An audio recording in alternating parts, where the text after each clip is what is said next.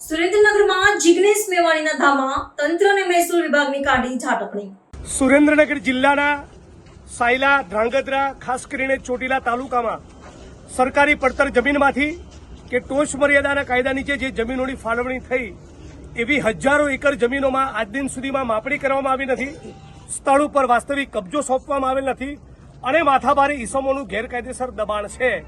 આ દબાણ જો ખુલ્લું થાય, આ તમામ જમીનોમાં માપણી થાય ને કબજો સોંપાય તો ચોમાસાની વરસાદની આ સિઝનમાં આ ખેતમજૂર, નાના સીમાંત ખેડૂતો પોતાની માલિકીની સરકારે ફાળવેલી જમીનો ખેડી શકે। આટલું સમજવામાં સુરેન્દ્રનગર કલેક્ટર તંત્ર અને રાજ્યના મહેસૂલ વિભાગને શું તકલીફ પડી રહી છે એ સમજાતું નથી। હું એવું નથી કહેવા માંગતો કે બિલકુલ માપણી કરી નથી તંત્રએ, પણ જે ગતિથી, જે પેસથી, જે ભાવનાથી કામ થવું જોઈએ ઉતાવળે એ બિલકુલ નથી થઈ રહ્યું। અને આ ફક્ત 2-5 ગામની વાત નથી, સાયલામાં, ધ્રાંગધ્રામાં, ચોટીલાના બીજા વિસ્તારોમાં અનેક જગ્યાએ સાંથેડીદારોની જમીનમાં માથાભારે ગુંડાઓ ઘૂસેલા છે। આ ગુંડાઓનું ઘૂસેલું હોવું એ એટ્રોસિટી એક્ટ અને લેન્ડ ગ્રેબિંગ એક્ટની ચોક્કસ કલમો હેઠળ ગુનો પણ બને છે, છતાંના ગુનો દાખલ કરવામાં આવે છે અને કબજો સોંપવામાં આવે છે।